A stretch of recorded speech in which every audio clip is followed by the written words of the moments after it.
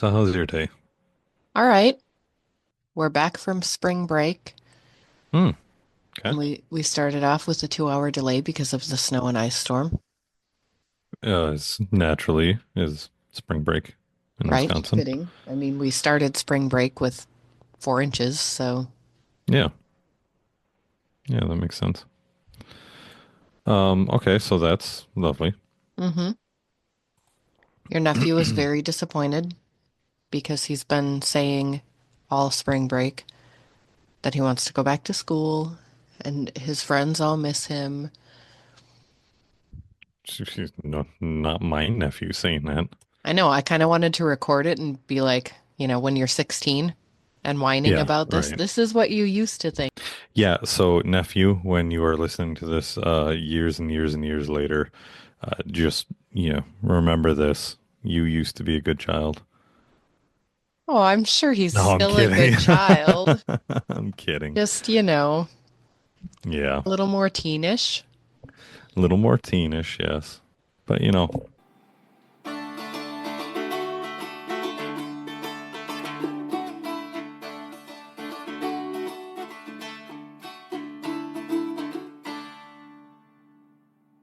welcome to Words Are Hard, a writing and editing podcast. I'm your host, Ramsay, the extrovert in charge of keeping the conversation flowing. And I'm your other host, Rachel, editor, indie author, and English teacher. Do not forget to enter our 1,000 listens giveaway. Just leave a review of the podcast on the player of your choice. Take a screenshot and email it to editor@rachelwaldberger.com for your chance at winning fantabulous Words Are Hard merch. Yeah, and this may be the last episode that we get to talk about that because it's Oh, getting pretty close. there we go. Okay, so that means we have to get our stuff in gear and actually get the merch. Yeah. So Yeah. probably this episode will be your last chance to review and enter that giveaway. So get on over, do you some reviewing, and we will get you merch if you win. So there. Yep, and it'll All be awesome. right. All right. So your fun fact of the day. Is this the You, one that you were going to remember from last week? nope, because I don't remember what that one was. What was? Yeah. Nobody is surprised. Nope. What was that? I don't know. You wouldn't say it. Oh, all right. Well, shall be a mystery for everyone. I'm sorry. All right. Well, did you know E. E. Cummings? Uh, he was kind of a salty sailor. I shouldn't. He was kind of a. I don't know. What do you think of that? That's your fun fact? Well, no, no. I just want your opinion first before we get into it. Yeah, I've heard that. That he was kind of a. Not a super pleasant person, yeah. Oh, yeah. Sorry, we're refraining from saying bad things on this podcast. Yes. So even after releasing a novel, poetry collections, and plays, E. E. Cummings proposed E. E. Cummings's proposed collection of 70 poems was a direct. Blah, blah, blah. I'm a professional. American writer E. E. Cummings's proposed collection, 70 poems, was rejected by 14 publishers. With a loan from his mother, he finally managed to publish the book in 1935, but with two noteworthy revisions. First, he changed its title to No Thanks, a reference to the rejection letters he'd received. And on its dedication page, Cummings printed a concrete poem, a poem written in the shape of a funeral urn, listing the names of every publisher who had rejected him. Oof. Yeah. I Little mean, bit salty. he's not my favorite poet. Like, his style is interesting, and Yep. after about 5 poems, I'm over it. But, Sure. you know, there's that. But I mean, he's famous Yep. for a reason. Yep. And yeah, so I think that's kind of great. And it's funny. 14 publishers said no. So he's like, fine, I'll do it anyways. Do you know E. E. Cummings' style? It's very dry, right? No. No, then I don't. You're thinking of Hemingway. Yep. Yeah. Ernest Hemingway. Ernst Heming. No, you said something else. It was Yeah, I don't remember what it was. Go back and listen to that episode. That was very early on. It was. No, E.E. Cummings is the one who has like he'll take out spaces in between words and he'll like put a line break in between words and go look up an E.E. Cummings poem. They're Mm, interesting. But okay. yeah, after a few, I'm like, all right, that's enough. You're good. All right. Well, speaking of enough, that's enough fun facts. Let's move on to our main topic of the day, and that is poetry. Poetry! This Yay! is something you are very passionate about. I sure do love me Um, some poetries. some poetries. Roses are red, violets are blue. I can't rhyme. How about you? That's a rhyme, though. Oh no. All right, what do you got? Take it away.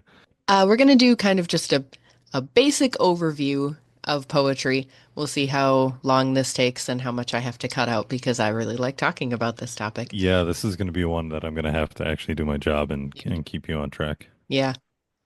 So let's start with the elements of poetry. What makes a poem? Okay.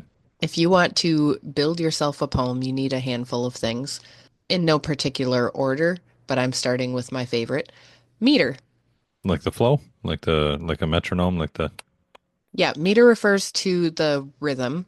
It's the pattern of stressed and unstressed syllables, okay, so meaning like line. where you're putting emphasis on words. Yep. Okay, and the And inflection with which you read. uh not so much. Oh, It okay. kind of has more to do with like the pronunciation of the word itself, where the accent falls.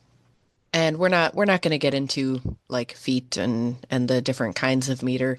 We are not going Feet to and talk. hands and Nope, heads just and feet. shoulders. Just feet. Okay. I'm not going to quiz you on I just blanked on the word, so I'm going to cut this out. And hang on. Uh, Okay, you know how many times we said we're going to cut this out and then you don't? I know I cut out my stuff. Oh, so you just leave my stuff. Iambic pentameter. What? Not going to quiz you on that. And the Yeah, different it's types of because meter. We're going to, you'd be afraid that I'd show you up in your own game. oh yeah, Hmm. hit me. That's domestic battery. Hmm. Iambic pentameter and iamb, which we're also not going to talk about. It's a way to measure the meters. Okay. Okay. Penta meaning five, pentameter 5 meters. So iambic pentameter is a pattern of alternating five stressed syllables, five unstressed syllables to get a total of 10 syllables per line. Whoa. Okay. So there you go. A lot of Shakespeare is written in iambic pentameter. Okay. So Shall like I compare thee to a summer's day? 10 okay. syllables. Shall I compare thee to a summer's day? And you hear the rhythm, right? But you don't say it like that. You say it, Shall I shall I come? compare thee to a summer's day? Yeah. Thou art more lovely and more temperate. But you still hear that rhythm, Oh. right? All right. Because of the alternating stressed, unstressed, stressed, unstressed syllables. Or unstressed, stressed. Okay. It starts unstressed, sorry. But you have that alternating pattern and it becomes very regular. It pushes you through the poem. Okay. And I like the rhythm of poetry. That's my favorite aspect of it. I feel like it can be kind of difficult to pick up as a reader sometimes if you don't know what you're looking for. There's been plenty of poems that I have read that I'm like, how do you say this? How do you read this? Because I'm just not getting it. It doesn't flow in my head. And the way some sentences are longer than others and others are super short, and it's just Well, yeah. not all poems have a specific meter scheme. So there are Okay, some so then poems that yeah, they don't have that those rhythm annoy and me. that flow. I don't know, it depends. They annoy me. Okay. Uh, And I that's don't need valid. the one fish, two fish, red fish, blue fish kind of rhyming, things in there, but I can appreciate I'd like to say some somewhat complex poetry, but I can't do the ones that don't have that meter. I need to be able to pick up the flow and read it that way. Totally valid. Because otherwise it's just reading text to me. It's not It poetry. yeah, there's we're also not going to get into that super deeply. But there is a kind of more modern, maybe even postmodern, not postmodern, because postmodern is a thing. So this is like In the age of social media, Okay. poetry has become basically, you take a sentence, you take a paragraph, and you just add line breaks, and woohoo, there's my poem, Hmm. which is still valid poetry. It is Yeah. not my favorite style, but it is still, you know, it Okay. is. It's Okay. kind of taking free verse like to another level. Okay. Free verse being poetry without a specific rhyme or meter scheme. Like freestyling, but free verse. Yes. See, that's just writing. It's not poetry. It's Well, just writing. but it's written in verse as opposed to prose. Ah. So there's the difference. Okay. But let's move on because we're already taking up. I got four more bullet points, and each of those bullet points have like Oh boy. subtopics. Okay, so the next. So meter, rhyme. Oh Most of God, the we're time when only you think of there. poetry, Okay. you think of rhyme, but poetry does not have to rhyme. Right. When it does, there are some specific forms that have intentional rhyme schemes, Hmm. but again, it doesn't have to. If you want to get super technical about it, you can pick out the rhyme scheme pattern by assigning a letter to the end of each rhyming line. Yeah, sure. Like Those are always fun. every word ends with E or IE, whatever, or Y. Well, Sure. it's not in the spelling though, in the Oh, like the rhyme itself. Doesn't always have to be okay. spelled the same. Oh, yes, yes, yes. Like Gotcha. blue and flu are not spelled the same. Right. They rhyme.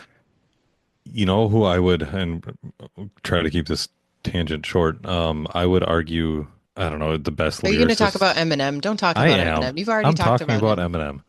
Eminem is the best I would lyricist. not call him the best lyricist. I would say he's good at rhyming. And yeah, he's got good songs, but that's not the same as being the best lyricist. He would read the dictionary for fun, Yes, I know. You talked and about he this would. already. Did I? Yes. Well, You brought an Eminem. Eminem fact. I don't know when. I think you're right. Eminem, if you're listening to this, hey there, shout out. Uh, let's have lunch. You I want don't to know. talk about the best lyricist? Paul Simon. Mm, mid at Actual best. lyrics. Actual lyrics. No. Not just fancy rhyming. So Paul Simon can't listen to this podcast. Um, if you're listening to this, let's go get lunch at your Detroit mom spaghetti place. You know what? And No, and I got a DM on Instagram from the manager of Paul Simon's whatever. He just called himself Paul Simon's manager. oh yeah, okay. Yeah. And so, we're like this, Yeah, crossing my fingers absolutely. like we're tight. Yep, I can see it. Okay, rhyme stanza. What's or were you not done with rhyme? Yeah, basically. Everyone knows what Okay, rhyme is. If you don't yeah, know what rhyme is, look it I'm up. going to just assume you do. Stanza, Stanza. think of that like a paragraph within a poem. It's the Sure, collection of lines being, like the sentence of the poem. You collect them in a stanza. A poem may have multiple stanzas, or it might only be a single stanza. Depends on sure. the form. Scheme refers to like the pattern of a specific element of the poem. The meter scheme would be the rhythm of the entire poem, the rhyme scheme, etc. Okay, And then form is kind of all of that together. How does that make the poem look, sound, feel? okay. There are different forms of poetry that you've heard of, like couplets and Never heard of sonnets. that. Sonnets I've Couplet heard of. couplet is a couple of lines together. Oh, okay. Sonnets, haikus, Yep. right? Concrete poems, free verse. Those are all different forms of poetry. Oh, prose. Prose is not Prose. poetry. Pro. Prose is It's not. prose. No, we've also been So over this. the Go prose back and edda listen to is the not podcast. poetry. Okay, carry on. So once you have all of those elements, you get into actually writing or reading your poem, Hmm. and then you're looking at the poetic devices that allow you to communicate whatever it is you're communicating. And those being metaphors and smileys. Not smileys. I know. Mr. Pelkey always called them smileys. Do you? Do you though? Yes, Yes, I know. similes, Smileys. metaphors and similes. Do you remember the difference? Metaphor is metaphorical, and a No, simile no, is no, similar. no. No, I don't. They make comparisons. A metaphor states that one thing is another thing in order to make a comparison. A simile says this is like another thing, or this is as That's something as literally another what I thing. said. Yeah. Literally. So those are super handy in poetry. You tend to see those a lot. Yep. Personification is another one that comes up a lot, Okay. which is where you give human attributes to something that is not human. Okay. Alliteration is one of my personal favorites. I mean, I'm gonna admit alliterations can be fun. Yeah, it Yeah. is. It's nifty. For Hmm. anyone who doesn't know, Ramsay, do you want to explain alliteration since An you know this one? alliteration is when you have a sentence or a grouping of words that have the same beginning letter of every word. So the Purple Panther prances. Yes, close, but it doesn't need to be this. It's the beginning sound, not necessarily Oh. the beginning letter. Oh, okay. So a good example of that is Edgar Allan Poe, Once Upon a Midnight Dreary While I Pondered Weak and Weary. You have that w sound that's repeated once upon a midnight dreary while I pondered weak and weary, but once starts with an O. Okay. Okay, so that's alliterations. I actually Yep. know this one, Woohoo. except for that. I kind of almost know this one. Yeah, it's like 90%. It's close. It's good. We'll take it. Theme, very important in poetry, Yep. in anything really. The idea that the poet is trying to convey, the main idea, the lesson, whatever, that would be your theme. Tone, referring to like the emotion that or the attitude that the poet takes, which then reflects the mood of the reader, the emotion that the reader picks up on. And then this last one, Hmm. cliche, Cliche. Okay. cliche. Um, this is why a lot of people don't like poetry. Because it's too cliche. When people tell me they don't like poetry, it usually comes down to one of two things. Either they think it's too cliche, like it's Okay. cringy, or they feel like they don't understand it. Sure. So those are usually the two when someone says they don't like poetry. It's one of those two. Do you know how you understand poetry? You think about it way too long? You read more poetry. No. You know how you avoid cliches in poetry? You don't read You poetry. read more poetry.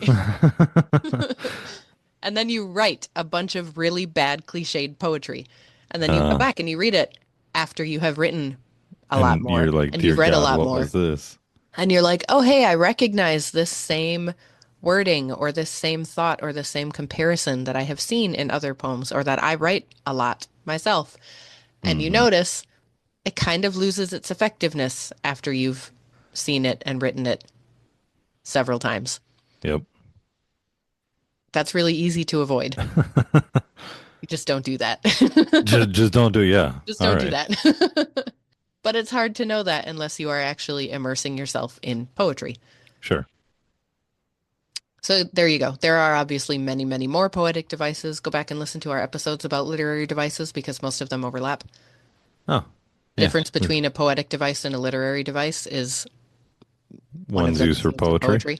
Hey. When it's used in a poem, it's called a poetic device. When it's used in a story, it's called a Wow. literary device. That's it. That seems like a simile to me. So close. All right. So we kind of Um, addressed the yes. first issue that people tend to have with poetry, cliches. Okay. Okay. Fix that by reading more and writing more. So I want to talk about the second issue that people tend to have with poetry, feeling like they don't understand it. Like, why can't this person just say, if they're feeling sad, why can't they just say, I'm feeling sad? Why do they have to go on and on and on? Sure. Because going on and on and on helps. Makes you not feel as sad. That's why. So you're saying poetry is therapeutic to the writer. Poetry Can can be can be. extremely therapeutic, yes. And if you haven't tried writing a poem about your feelings, like honestly, legitimately using cliches, using bad rhymes, Sure. using, just go Yeah. ahead and write it down. I am mad. This made me sad. Sure. There you Go go. ahead and try and use comparisons, use rhymes if you want to. You don't have to. Free verse is a thing. It's wrong, but sure. It's not wrong. I love free verse. I'm getting really into blank verse, which is non-rhyming but using iambic pentameter, so those unstressed, stressed, unstressed, stressed, the five or 10 syllables per line, but it doesn't rhyme. I really like that. Okay. Anyway, It's just the amount I am impressed with you sometimes. Knowing all of this off the top of your head. Like you don't have this written down. And this is something that you're obviously very passionate about and being able to dissect it to a annoying level. It's impressive. well, thank And you, but I it think helps that like I do talk about this several times a year okay, for I 10 guess if you're years. teaching it, okay. I don't ever remember going this in depth into poetry in school. Right, but you're not talking about it year after year after year, 3 times a day. All right. Fair enough. Take the So there's, compliment. Let's move thank on. you, thank you. Um, but yeah, I mean, you memorize anything by doing Yeah, that. fair enough. So anyway, if you haven't ever tried to honestly write a poem, Mhm. try it, and I bet you would be surprised at how you feel afterwards. Are you telling me or are you telling our I'm audience? telling our audience because I Okay. know that you've done this, Yeah. and I know that it has helped you. Yeah. I mean, not that it has gotten rid of all of your problems, Sure. but you feel a little bit of relief afterwards. You feel like, yes, I've communicated something, I've understood something about myself, and then somebody else can come along and pick it up and read it and say, I have felt this way. Hmm. I understand this. This Hmm. person is putting into words something that I haven't been able to articulate. And that's a really powerful thing. Yeah. And that's why I think poetry is important and that everybody should write it. Even if you don't enjoy reading it, you should write a poem every once in a while because it will make you Sure. feel better. And you don't have to do anything with it. Put it in Nope. a shoebox or there's take it a step further if you want to get into spiritualism or what have you, write your poem and burn it in a bonfire and release it into the universe and all that good stuff. Yeah. Do whatever you want to do with it. Hoard them in a notes app in your phone, whatever. You don't have to share it. Post it on Facebook for everybody to see like everyone else does with everything else. You can do that too. Publish it in an anthology or a collection or a literary magazine, whatever. Whatever you want to do with it or not do with it is totally fine. That's the Yeah, other part I love about poetry is that yes, there are rules, but but there's no in rules. poetry especially, rules are there to be understood so that they can be broken meaningfully. Sure. I mean, that's what E. E. Cummings was doing, Hmm. right? He wasn't just adding random spaces in his poem. He was doing it intentionally to serve a purpose, to apply to the meaning. Not everybody gets it, and that's fine. Sure. Not everybody likes it, and that's fine. But it Yeah. is effective. It makes you stop, it Obviously makes you look at it. 14 publishers didn't like it. Yeah, 14 rejections is a really small number. Well, sure. Okay, but back in the 30s? Back in the 30s, I still feel like that was probably a small number, but Well, he took it whatever. personally. I Well, mean, I guess poets do tend to be a little whenever emotional, so whenever E. E. Cummings' agent reaches out to you, you can be sure to ask them how he really felt about things. yeah. Hmm. So moving right along on my bullet points. See, I'm staying on topic. So we kind of no, we didn't talk about how to analyze it. We flipped Oh my them. God, we're still not there? Oh, you were on how to write it. Okay, I I see. You flip-flopped, jumped. yeah, Okay. talking about how you should write a poem or Yeah. several, a whole bunch of them. You should write a whole Sure. bunch of them all the time. If you're feeling though like you're not sure how to read poetry the right way, Okay. first of all, there isn't a right way. There are patterns that people use to help them. But if you enjoy poetry, then the way you read it is the right way. Sure. Okay, that makes sense. However, here are some tips if you would like to read it and hopefully not hate it. Okay. Step number one, read it out loud. Okay. Poetry, I mean, there are whole schools of philosophy that center on like, should poetry be read silently? Should it be read out loud? But a lot of people argue that poetry is meant to be shared and that a poem is not complete unless it involves an audience. Oh, interesting. Hmm. So Because like that, you don't really have a poem until it's been read in front of a room of people. well, not Or necessarily read, but shared. okay, And okay, not that, again, this is a philosophical thing, okay? If you write a poem and put it in your shoebox, that's still a poem. It's okay. But the intention of this is an intense human emotion, a human experience, and it should be shared. The purpose of it sure. is to connect to people. Okay. And when you read out loud, that's a really good way to connect to people. Okay. It's also a really good way to hear the different interpretations of a poem because you can read a poem and I can read the same thing, and we're probably going to think different thoughts about it. Oh, absolutely. One of those may be a little more. Easy now. Easy now. I'll take my No, compliment back. whatever whatever you think when you're reading the poem is valid. Sure. If it makes you think a certain way, that's part of the process of poetry. Okay, Part your of the reaction process to of it, poetry. yes, your Alliteration. reaction, your Sorry. reaction to the poem is part of the meaning, even if Sure. that meaning wasn't intended by the author. Okay. That being said, the author probably has some intended meanings, and it's good to look at those too. But when you hear it out loud, you can hear the way that different people are interpreting things. Sure. Well, the way that they put emphasis on certain words, the way that they, Hmm. the rate at which they read or speak. Speed, Um, the speed they yeah, read, the the read speed. speed. Yeah. Yeah. So I get Yeah, that. all of those things can help your understanding of the meaning of the poem. You can also look into like culturally what was happening at the time that this poem was written. Okay. That can help with your understanding of what was going on. You don't necessarily Sure. need to, go super in depth into it, but a quick glance over Google, Yeah. can be kind of interesting. Unless you've got an afternoon to go down a rabbit hole. It's Um, fun to do that, oh man, doing trivia research, I go down so many rabbit holes that I shouldn't. right? But you don't have to. You can have a surface reading of the poem. But so read it out Yeah. loud. Think about the context in which the poem was written. Go back over parts that you don't understand and read them again. Yep. So for me, it's read the whole poem 4 times.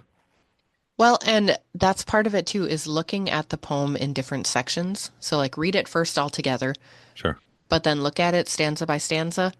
What is the meaning of this stanza? What is the point of this stanza? What is the author trying to say just in this stanza? And then how does Hmm. that build in the next stanza? Or does it change? Like that can help Sure. you understand what is this author getting at. Okay. So Um, oh, do you have more? well, my kind of final thought about that is you don't need to understand every single thing about the poem to enjoy it. Sure. Yeah, yeah, I get that. I've read The Raven by Edgar Allan Poe, and there's plenty in there that I'm like, All no, sorts of illusions in not that yeah, poem. not understanding what that means, but hey, there's a bird, here's a shiny bird, cool. You know. Oh boy. Um, Um, yeah, part of the enjoyable aspects of poetry is how it sounds. sure. So you can like a poem just for how it sounds. It doesn't have to be Well, any deeper yeah. than that. I mean, thinking about the Real Writers Group when I've read some of that poetry in Norwegian, Hmm. I'm understanding, Two or half three of it. words. Well, I'm getting there, but knowing how the sentence structure and the pronunciation of things go, I can kind of start to get how it should sound in Norwegian, Hmm. and it sounds nice. I'm not 100% sure on everything that they're saying, but it sounds nice. Yeah, and that's a totally valid way to enjoy something. Hmm. So I could say a lot more, but we're running out of time. So So this will be poetry episodes 2, 3, 4, 5, 6, 7, 8. the big takeaway here, go read poetry, go write Sure. poetry, read and write lots of Where, poetry. there is something at a bookstore nearby. It's by somebody I know that wrote a poetry book. Who was that? Me. Yeah. Yes, if you have not gotten, Rachel has published a poetry book. It's called Lima Beans, Rhymes and Scribbles. Scribbles, Limes, and Rhyme Beans. Nope. Rhyme beans Rhyme Beans. What's it called again? and Ernst Hemingway. Yep. Scribbles, rhymes, and lima beans. Oh, I was so You close. were very close. Scribbles, Lime. No, that book uh is available on Amazon and Barnes and Noble, Hmm. and also at a local bookstore in Wausau, Yankee bookstore. Also Yankee. Yeah, at no, Yankee. Yeah. Yankee Bookstore, yep, in Wausau. Also at First Street Coffee Station in Merrill. Oh, that's right. Hmm. So yes, read a bunch of poetry. You'll get a very good insight into the psyche that is Rachel. Um, she's written some poems about me in there, and Yeah. our upbringing that honestly, some of those made me cry, when I read them. Oh, Yeah. The one about, picking raspberries at the farm. yeah. That one got me. Free verse. Well, there you go. But yeah, there's some great poems in there, and if you want a place to start, I highly recommend you start there because I'm telling you to. There you go. There you go. Okay. With that being said, gushiness aside, I love our word of the day today. Amok. Amok, amok, amok, amok, amok. Amok, amok, amok, amok. Yes. Yes. I did not pick this word because of Hocus Pocus. I picked this word because of the very famous Star Trek episode, Amok Time. Oh, no. You picked this for Hocus Pocus because I love Halloween and you did this for me Sure. and Maria And because also both of us will just walk around going amok, amok, amok, amok. and also Spock. So, Amok was first recorded in the 1670s Okay. from Malay, A-M-U-K, Amok, meaning attacking Okay. furiously. Ooh. Yes. Well, Which, I can see that. yep, may or may not have been from a Portuguese word. Amoco, Okay. Amuco, But uh, 16th century. well, the 1600s. Oh. 1670s. And it's actually from a phrase. Like it's not really by itself as a word Oh, okay. originally, but it appears in the phrase to run amok. Sure. So to basically kind of run blindly into battle? Not battle. It's it actually seems to be more about um like a fighting in the streets. Ah, okay, like a brawl. Yes. Okay. They're So, running amok in the streets. yes. Okay. I like that. Yeah, nice cheery. Go write a poem about running Amok. amok. Yes. All right. If you enjoyed the show today, make sure to subscribe and leave us a review. Share with your friends or someone who needs to learn some grammar. You can also sign up for Rachel's editing newsletter at rosedeanediting.com. That's ROSEDENE editing.com to get your free 7 steps to line editing checklist. I'm also offering a free first page edit through my line edits and action series. You can sign up on my website and you'll be entered into a weekly drawing for a free line edit of your opening page. And join us next week as we dive into tense and POV, like point of view. Point of view. Point of view. Okay, POV. Remember, words are hard. We're here to help. Doodle-doodle-doo. Outro music. Yeah. Poetry, poetry. All right.